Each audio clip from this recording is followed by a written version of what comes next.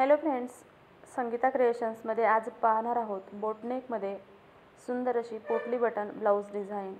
त्यासाठी मी ते अस्तरवरती ब्लाऊजचं perfect cutting केलेलं आहे।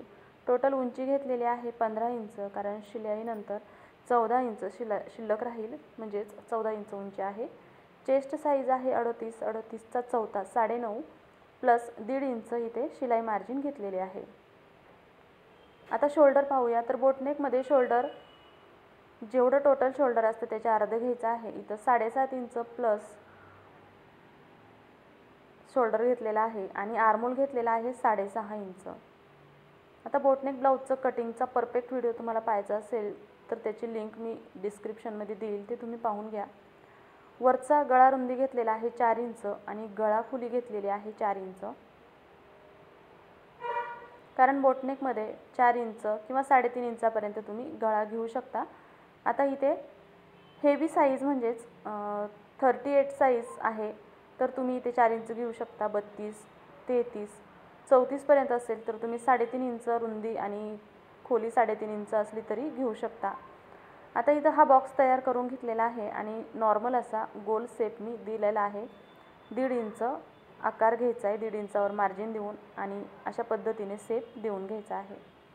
आता या भागापासून आपण गळा ओपन करणार नाही, पण सेंटरला आपण पोटली बटन लावणार आहे, म्हणून मी सेंटरला इथे मार्किंग केलेली आहे आणि इथे कटिंग करून घेणार आहे। हे अशा पद्धतीने सेंटर कटिंग केल्यानंतर वरचा गळाही आपण कटिंग करून घेतलेला आहे। त्यानंतर आपण घेणार आहोत इथं मेन ब्लाऊजचं कापड। आता इथे आपण कुठलंही कॅनव्हास वगैरे वापरणार नाही। आता जे मेन ब्लाऊजचं कापड आहे त्याला पण आपण सेंटरला कट करून घ्यायचं आहे, म्हणजेच स्टिचिंग करताना आपल्याला इझी जाईल। आता इथं कॅनव्हास वापरणार नाही, त्याच्यामुळे मी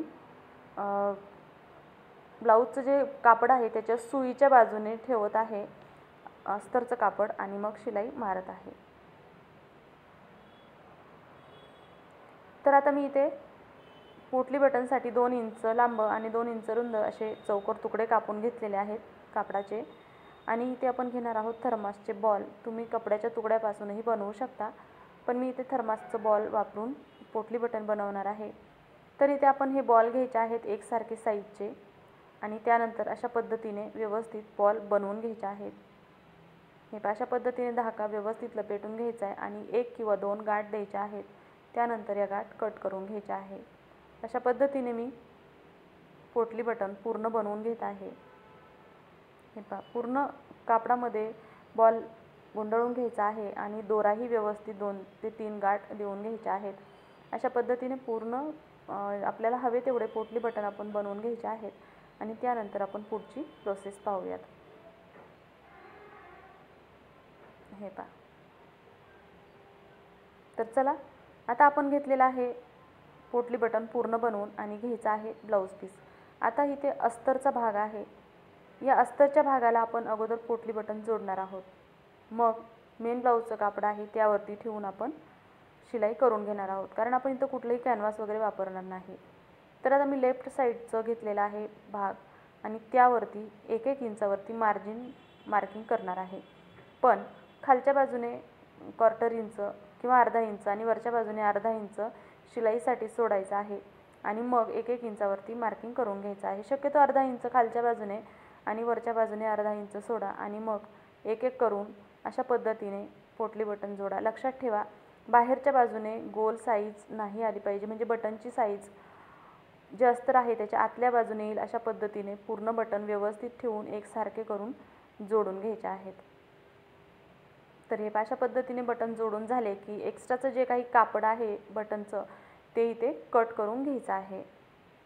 तर आता हे तयार झाले। त्यानंतर घेणार आहोत आपण ब्लाऊजचं कापड, उलटं सुलटं पाहून घ्यायचं आहे आणि सुईच्या बाजूकडून कापड घ्यायचं आहे, त्यावरती उलट्या बाजूकडून पोटली बटन खालच्या बाजूने जातील अशा पद्धतीने ठेवून घ्यायचं आहे। हे पहा, आता मी अगोदर गळ्याला शिलाई मारलेली आहे आणि बटन खालच्या बाजूने आहेत, इथे व्यवस्थित पहा, खालच्या बाजूने बटन ठेवलेले आहे आणि जी शिलाई आपण बटन जोडताना मारलेली होती बरोबर त्याच शिलाईवरती ही शिलाई घ्यायची आहे। मागे पुढे होऊन देऊ नका, नाहीतर बटन एकसारखे लावल्यासारखे दिसणार नाहीत। तर हे अशा पद्धतीने मी त्याच शिलाईवरती शिलाई मारून घेतली की हा पार्ट ओपन करायचा आहे। अगोदर गळ्याचा भाग आहे तो आपण कट करून घेऊया। इथे छोटे छोटे जे राऊंड आहे त्याला कट द्यायचा आहे, म्हणजेच गळ्याचा जो पार्ट आहे गोल तो व्यवस्थित फोल्ड होतो। आता इथे कोना येईल तर तिथे आपण छोट्याशा स्क्रूड्रायव्हरच्या मदतीने हा कोन आहे तोही व्यवस्थित करून घ्यायचा आहे आणि मग गळ्याला व्यवस्थित फिनिशिंग देऊन गळ्याला अगोदर दाबटीप मारून घ्यायचे आहे। आता त्यानंतर पोटली बटन आहेत ते अशा पद्धतीने फिनिशिंगमध्ये दिसतील तर आपण हे जोडून घ्यायचं आहे। इथे पहा अगदी फिनिशिंगसह एकदम कडेवरती दाबटीप मारून घ्यायचे आहे आणि मग नंतर व्यवस्थित अस्तर फिनिशिंगसह ब्लाऊजचं जे कापड आहे त्याच्या एकदम कडेवरती शिलाई मारायची आहे आणि एक्स्ट्राचं जे कापड आहे ते कट करून घ्यायचं आहे। आता पोटली बटन आपण एकाच भागाला बनवणार आहोत। आता दुसरा जो भाग आहे तोही अशाच पद्धतीने स्टिच करून घ्यायचा आहे। त्यासाठी कडेचा जो भाग आहे तिथे आपण 1/4 इंच शिलाई मार्जिन घेऊन शिलाई मारून घ्यायची आहे, गळ्याला पण आणि भागाला पण। 1/4 इंचाचं मार्जिन घेऊन हा भाग आहे असा जोडून घ्यायचा आहे। अशा पद्धतीने हा भाग जोडून घेतला की एक्स्ट्राचं जे काही कापड आहे ते कट करून घ्यायचं आहे आणि छोटे छोटे कट द्यायचे गळ्याला। त्यानंतर हाही पार्ट व्यवस्थित फोल्ड करायचा आहे, स्क्रूड्रायव्हरच्या मदतीने कोने असतील ते काढून घ्यायचे आहे आणि एकदम कडेवरती व्यवस्थित अशी दाबटीप देऊन घ्यायची आहे। अगदी फिनिशिंगसह कुठेही ब्लाऊजचं कापड किंवा अस्तरचं कापड गोळा होणार नाही याची काळजी घ्यायची आहे आणि जे अस्तरचं कापड आहे त्याच्या एकदम कडेवरती शिलाई मारून घ्यायची आहे आणि जे ब्लाऊजचं कापड आहे उरलेलं ते कट करून घ्यायचं आहे। अशा पद्धतीने दोन्ही पार्ट तयार झाल्यानंतर आता हे दोन्ही पार्ट आपण व्यवस्थित एकमेकांवर ठेवून घ्यायचे आहेत व्यवस्थित आणि त्यानंतर अशा पद्धतीने पोटली बटनचा भाग बाजूच्या भागावरती 1/4 इंच मार्जिन घेऊन ठेवायचा आहे आणि शिलाई मारायची, म्हणजे थोडक्यात हे बटन जॉईंट होतील। आतल्या बाजूनही एक व्यवस्थित टीप मारून घ्यायची आहे म्हणजे व्यवस्थित फिनिशिंगसह लॉक होईल। त्यानंतर आपण रेग्युलर ब्लाऊजला जसे टक्स मारतो शिलाई मार्जिन सोडून ब्लाऊजचा मध्य काढायचा आहे आणि त्या मध्यावरती टक्सचं मार्किंग करायचं आहे। टक्सची उंची तुम्ही तुमच्या चॉईसनुसार ब्लाऊजच्या उंचीनुसार कमी जास्त ठेवू शकता।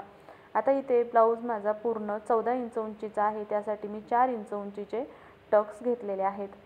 टक्स घालून झाल्यानंतर आपण रेग्युलर ब्लाऊजला जशी कमरपट्टी जोडतो तशीच इथं कमरपट्टी पण जोडायची आहे। त्यासाठी 1.25 इंच रुंद अशी कमरपट्टी घेतलेली आहे आणि जेवढी कमरेची लेंथ आहे तेवढी पट्टी घ्यायची आहे। एका बाजूने ही पट्टी फोल्ड करायची आहे। आता ही फोल्ड केलेली पट्टी वरच्या बाजूने अशी ठेवायची आहे आणि ही पट्टी कमरेच्या भागावरती ठेवून 1/4 इंच शिलाई मार्जिन घेऊन शिलाई मारायची आहे। त्यानंतर ही पट्टी बाहेरच्या बाजूने घेऊन त्यावरती दाबटीप मारायची आहे। नंतर ही पट्टी पूर्ण आतल्या बाजूने फोल्ड करायची आणि आतल्या बाजूने एक 5 नंबरची शिलाई मारायची आहे। तर हात शिलाई केल्यानंतर ही शिलाई आपण काढून घेणार असतो, म्हणजेच ब्लाऊजला फिनिशिंग छान दिसतं। अशा पद्धतीने सुंदर अशी ब्लाऊज डिझाईन आपली बनवून तयार झालेली आहे। तर तुम्हाला हा व्हिडिओ आवडला असल्यास लाईक शेअर करा आणि चॅनलला सबस्क्राईब जरूर करा।